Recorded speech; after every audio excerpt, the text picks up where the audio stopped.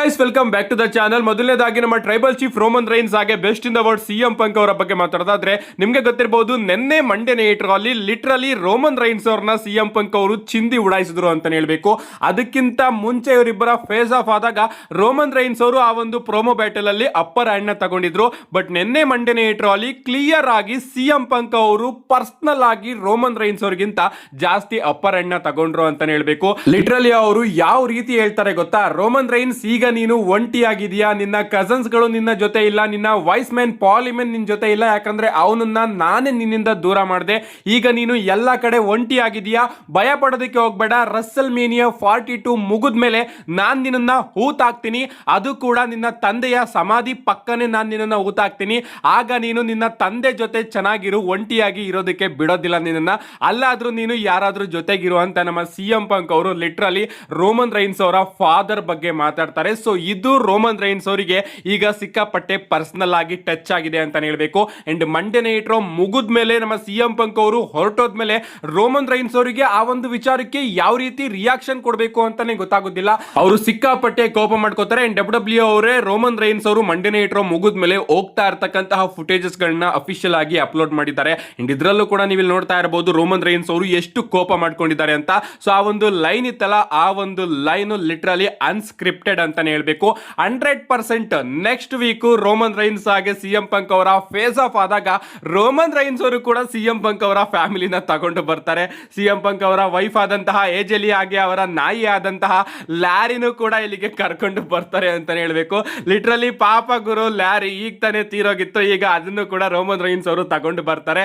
So ಒಂದು ವಾರ Roman Reigns ಅವರು ಅಪ್ಪರ್ ಹ್ಯಾಂಡ್ ನ ತಗೊಂಡಿದ್ರು. ಅಂಡ್ ನಿನ್ನೆ ಸಿಎಂ ಪಂಕ್ ಅವರು ಅಪ್ಪರ್ ಹ್ಯಾಂಡ್ ನ ತಗೊಂಡಿದ್ದಾರೆ. ನೋಡ್ಬೇಕು ನೆಕ್ಸ್ಟ್ ವೀಕ್ ರೋಮನ್ ರೈನ್ಸ್ ಅವರು ಆ ಒಂದು ವಿಚಾರಕ್ಕೆ ಯಾವ ರೀತಿ ರಿಯಾಕ್ಷನ್ ಕೊಡ್ತಾರೆ ಅಂತ. ಲಿಟರಲಿ ನಾನಂತೂ ಇವರಿಬ್ಬರ ಪ್ರೋಮೋ ಬ್ಯಾಟಲ್ ಗೆ ಸಿಕ್ಕಾಪಟ್ಟೆ ಕಾಯ್ತಾ ಇದ್ದೀನಿ. ಅಷ್ಟೇ ಅಲ್ಲ, ನಮ್ಮ ಬ್ಲಡ್ ಲೈನ್ ಮೆಂಬರ್ ಕಡೆಯಿಂದ ನಮ್ಮ ಸಿಎಂ ಪಂಕ್ ಅವರಿಗೆ ವಾರ್ನಿಂಗ್ ಕೂಡ ಬಂದಿದೆ. ಎಸ್, ನಮ್ಮ ಜಿಲ್ಲಾ ಫಾಟು ಅವರು Monday night live watch on ಮಾಡ್ತಾ ಇರ್ತಾರೆ. ಅಂಡ್ ಅದರಲ್ಲಿ ಅವರು ಸಿಎಂ ಪಂಕ್ ಹಾಗೆ ರೋಮನ್ ರೈನ್ಸ್ ಅವರ ಪ್ರೋಮೋನ ನೋಡಿ, ಇಷ್ಟು ದಿನ ನಾನು ಸಿಎಂ ಪಂಕ್ ಅವರ ಫ್ಯಾನ್ ಆಗಿದ್ದೆ, ಬಟ್ ಇನ್ ಮುಂದೆ ನಾನು ಸಿಎಂ ಪಂಕ್ ಅವರಿಗೆ ಯಾವುದೇ ರೀತಿಯ ಫ್ಯಾನ್ ಆಗಿರೋದಿಲ್ಲ. ಅಷ್ಟೇ ಅಲ್ಲ, ಸಿಎಂ ಪಂಕ್ ಅವರು ಯಾವಾಗ್ಲೇ ನನ್ನ ಕಣ್ಮುಂದೆ ಬಂದ್ರು ಕೂಡ ಅವನ ಕೆಪಾಲಕ್ಕೆ ನಾನು ಬಾರಿಸ್ತೀನಿ, ಯಾಕಂದ್ರೆ ಅಷ್ಟು ಕೋಪ ಬಂದಿದೆ ಅಂತ ನಮ್ಮ ಜಿಲ್ಲಾ ಫಾಟು ಅವರು ಕೂಡ ಸಿಎಂ ಪಂಕ್ ಅವರಿಗೆ ವಾರ್ನಿಂಗ್ ನ ಕೊಟ್ಟಿದ್ದಾರೆ ಅಂತಾನೆ ಹೇಳ್ಬೇಕು. ಸಿಕ್ಕಾಪಟ್ಟೆ ಇಂಟೆನ್ಸ್ ಆಗಿ ಇವರು ಹೋಗ್ತಾ ಇದ್ದಾರೆ ಪ್ರೋಮೋನ ಮಾಡ್ಕೊಂಡು. ಲಿಟರಲಿ ಇನ್ನು 7 ವಾರ ಇವರಿಬ್ಬರ ಫೇಸ್ ಆಫ್ ನನಗಂತೂ ಸಿಕ್ಕಾಪಟ್ಟೆ ಇಂಟ್ರೆಸ್ಟಿಂಗ್ ಅಂತ ಅನಿಸ್ತಾ ಇದೆ.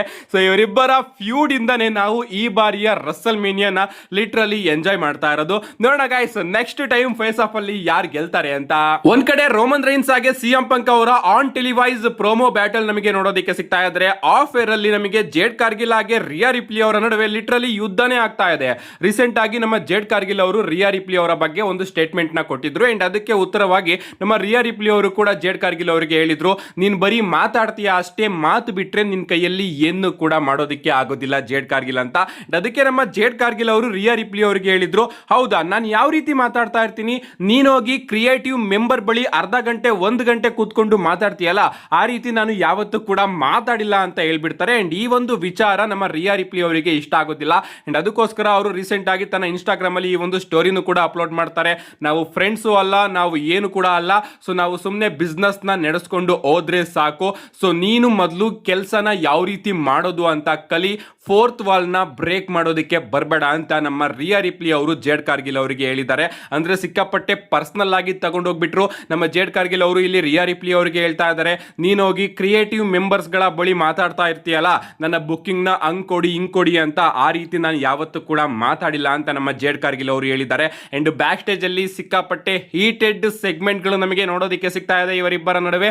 ಬಟ್ ಆದ್ರೂ ಕೂಡ ಸ್ವಲ್ಪ ಜನ ಅನ್ಕೊಂಡಿದ್ದಾರೆ ಇವರಿಬ್ರು ಕೂಡ ರಸ್ಸಲ್ ಮೇನಿಯಾಗೆ ಪ್ರೊಫೆಷನಲ್ ಆಗಿ ಹೋಗ್ತಾರೆ ಅಂಡ್ ಪ್ರೊಫೆಷನಲ್ ಆಗಿ ಈ ಎಲ್ಲಾ ವಿಚಾರನು ಕೂಡ ಹ್ಯಾಂಡಲ್ ಮಾಡ್ತಾರೆ ಅಂತ. ಲಿಟರಲಿ ಗೈಸ್, ಇಷ್ಟಕ್ಕೆ ನಮ್ಮ ರಿಯಾ ರಿಪ್ಲಿ ಅವರು ಬೇಜಾರ್ ಮಾಡ್ಕೊಂಡ್ರೆ ನನಗಂತೂ ಅರ್ಥ ಆಗ್ತಾ ಇಲ್ಲ ಏನಿದೆ ಅಂತ.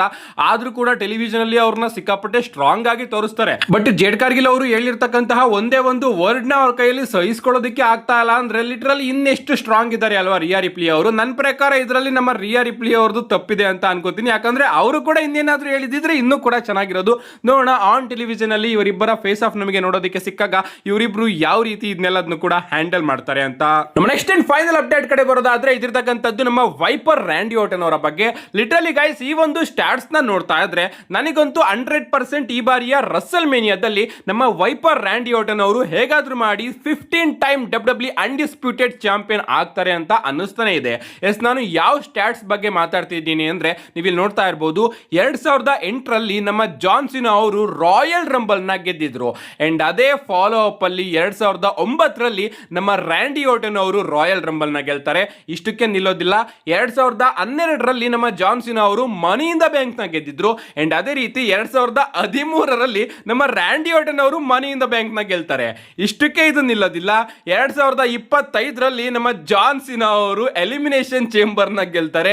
ಅಂಡ್ ಅದೇ ರೀತಿ 2026ರಲ್ಲಿ ನಮ್ಮ ರ್ಯಾಂಡಿ ಆರ್ಟನ್ ಅವರು ಎಲಿಮಿನೇಷನ್ ಚೇಂಬರ್ ನ ಗೆಲ್ತಾರೆ.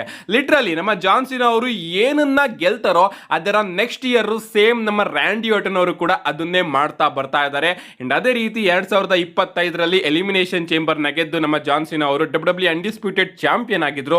ಅಂಡ್ ಈ ಬಾರಿ 2026ರಲ್ಲಿ ನಮ್ಮ ರ್ಯಾಂಡಿ ಆರ್ಟನ್ ಅವರು ಎಲಿಮಿನೇಷನ್ ಚೇಂಬರ್ ನ ಗೆದ್ದು ನಿಜವಾಗ್ಲೂ ಕೂಡ 15 ಟೈಮ್ ಡಬ್ಲ್ಯೂ ಅನ್ಡಿಸ್ಪ್ಯೂಟೆಡ್ ಚಾಂಪಿಯನ್ ಆಗ್ತಾರ, ಕಾದ್ ನೋಡಬೇಕು. ಸೊ ನನಗೇನೋ ಆಗ್ತಾರೆ ಅಂತ ಅನ್ನಿಸ್ತಾ ಇದೆ, ಡಬ್ಲ್ಯೂ ಅವರು ಟ್ರಿಗರ್ ನ ಪುಲ್ ಮಾಡಿ ನಮ್ಮ ರ್ಯಾಂಡಿ ಆರ್ಟನ್ ಅವರ ಕೈಗೆ ಚಾಂಪಿಯನ್ಶಿಪ್ ನ ಕೊಡ್ತಾರೆ ಅಂತ ನನಗಂತೂ ಅನ್ನಿಸ್ತಾ ಇದೆ. ರ್ಯಾಂಡಿ ಆರ್ಟನ್ ಅವರ ಅಪೋನೆಂಟ್ ಆಗಿ ನಮ್ಮ ಕೋಡಿ ರೋಡ್ಸ್ ಅವರೇ ಬಂದ್ರು ಕೂಡ ನಮ್ಮ ರ್ಯಾಂಡಿ ಆರ್ಟನ್ ಅವರು ಗೆಲ್ತಾರೆ ಅಂತ ಅನ್ಸುತ್ತೆ ನನಗೆ. ಯಾಕೆ ಅಂತ ನಾನು ನೆಕ್ಸ್ಟ್ ವಿಡಿಯೋದಲ್ಲಿ ತಿಳಿಸ್ಕೊಡ್ತೀನಿ. ಸದ್ಯಕ್ಕೆ ಡಬ್ಲ್ಯೂ ಅವರು ತನ್ನ ಹಿಸ್ಟ್ರಿನ ಫಾಲೋ ಮಾಡ್ತಾ ಇದ್ದಾರೆ ಅಂತ ಕ್ಲಿಯರ್ ಆಗಿ ಅನಿಸ್ತಾ ಇದೆ. ನಿಮ್ಗೆ ಅನ್ಸುತ್ತೆ ಇದ್ರ ಬಗ್ಗೆ ನಿಮ್ಮ ಅನಿಸಿಕೆನ ಕಮೆಂಟ್ ಮಾಡಿ ಅಂತ ಹೇಳ್ತಾ, see you guys in my next video.